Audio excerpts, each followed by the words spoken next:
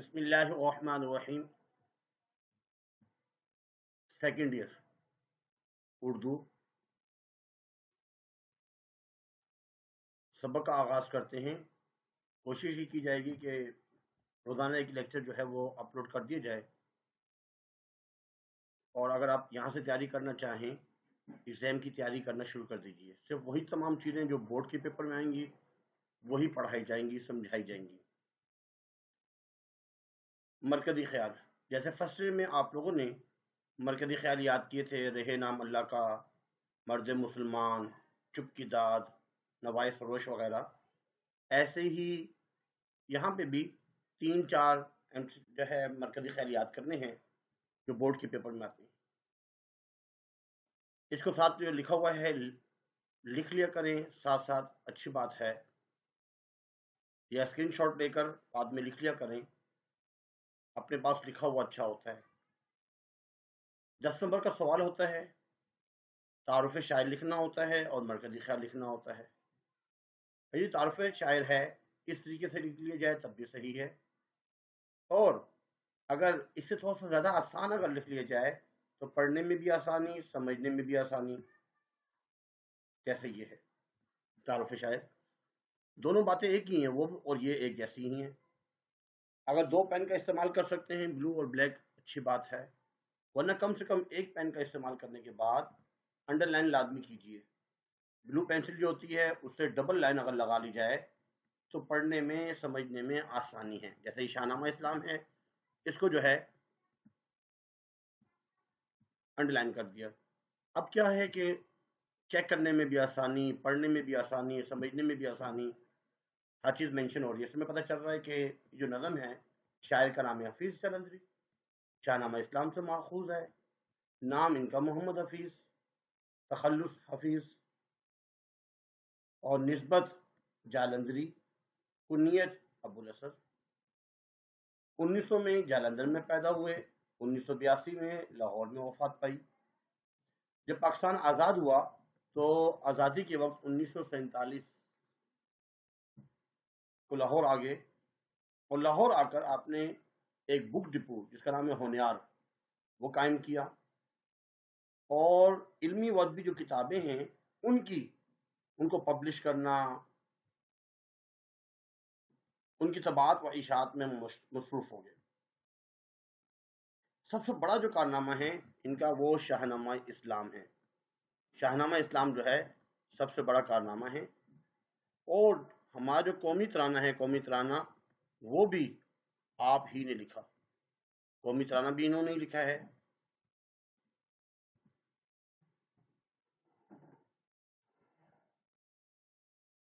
اس کے بعد تصانیف لکھنی ہوتی ہیں. تصانیف میں نظموں کے جو ان کے مجموعے ہیں، نغمہ زار، سوز و ساز، تلخابہ شیرین، یہ ان کی کتابیں ہیں. اگر آپ دیکھیں، ایک تو شاہ نامہ اسلام کتاب ہے، نغمہ زار، سوز و ساز، تلخابہ شیرین. یہ اچھا، اب جو ہے مرکزی خیال جو ہے اس کے بعد لکھنا ہوتا ہے. لیکن ایک اور چیز ہم آپ کو تھوڑا سا بتانا چاہیں کہ اس کو جو ہے ہم نے بہت اچھے انداز میں لکھا ہے. ایک نوٹس ہم نے تیار کیے ہیں، اس میں ایڈ میں تمام 2027 میں 2027 میں جو پیپر آئے گا ٹارگٹ پیپر، اس کو ہم نے بہت اچھے انداز میں سالو کیا گیا ہے. ہمیں جو ہے اشعار کی تشریح، کون کون سی غزلیات کی یاد کریں، اقتباس کی تشریح سوال نمبر 3، سوال نمبر 4 مرکزی خیال کون کون سے یاد کریں، اور سوال نمبر 4 بند کی تشریح بھی ہوتی ہے، لیکن بند کی تشریح نہیں یاد کی جائے تو اچھا ہے مرکزی خیال یاد کر لی جائیں. خلاصے یا سوال جواب، تو ہم خلاصے یاد کریں گے. اب خلاصے کون کون سے یاد کرنے ہیں، یہ تمام چیزیں، شاعری پر تبصرہ، ناقدین پر، پھر کچھ اس میں ایم سی کیوز ہیں. اس ایم سی کیوز کو سالو کیا جائے، یاد کیا جائے. بورڈ کے پیپر میں اکثر یہی آتے ہیں، انہی میں سے آتے ہیں. پھر جو بورڈ کے پیپر سے پہلے جو پری بورڈ پیپر ہوتے ہیں اس کی تیاری کی جائے، اس میں جو ایم سی کیوز ہیں اس کو سالو کیے جائیں، سمجھے جائیں، اور اگر کوئی نہیں بھی آ رہے تو ہم سے پوچھے جا سکتے ہیں. اور کس طرح پیپر آتا ہے، پورا پری بورڈ کا پیپر یہ آپ لوگوں کو آنا چاہیے. 3 اقتباس کیسے آتے ہیں، پورا پیپر ہم نے اس میں سالو کیا ہے، صرف ایک پیپر نہیں، اور پیپر بھی اس میں سالو کیے ہیں. ایک اور ماڈل پیپر سا بنایا ہوا ہے، اس میں بھی وہی پیپر تھوڑا سا الگ کر کے جو ہے اس میں پیش کیا ہے، تاکہ بات سمجھ میں آ جائے اقتباس کیسے ہونے چاہیے، کون کون سے یہ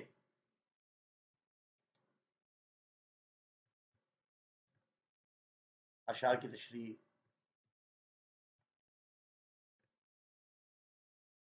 عبارت کی تشریح، ٹارگٹ پیپر کو بہت اور اچھے انداز سے بیان کیا گیا ہے، یعنی کہ تمام چیزیں موجود ہیں.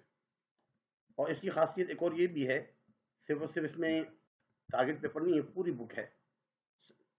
2027 بورڈ کے عین مطابق اس میں ٹارگٹ پیپر ہیں، ماڈل پیپر ہیں، اور یہ اسکین کر کے میرے واٹس ایپ نمبر پر آ سکتے ہیں، کوئی بات پوچھنا چاہے پوچھ سکتے ہیں.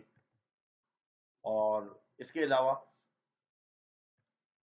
سوال نمبر 1 ایم سی کیوز کا ہوتا ہے، سوال نمبر 2 اشعار کی تشریح مکمل بیان کی گئی ہے، پھر اقتباس کی تشریح کو بیان کیا گیا، پھر خلاصے جو دیے گئے ہیں، مرکزی خیال کو جو ہے نا بہت اچھے انداز میں لکھا گیا ہے، نثر نگاری پر تبصرے جو یاد کرنے ہیں، شعراء پر جو تبصرے ہیں وہ جو یاد کرنے ہیں، اور تمام بک کے جو ایم سی کیوز ہیں چیپٹر وائز، وہ ایم سی کیوز جو ہیں بہتر تو ہے کہ اس کو خود سالو کیجئے.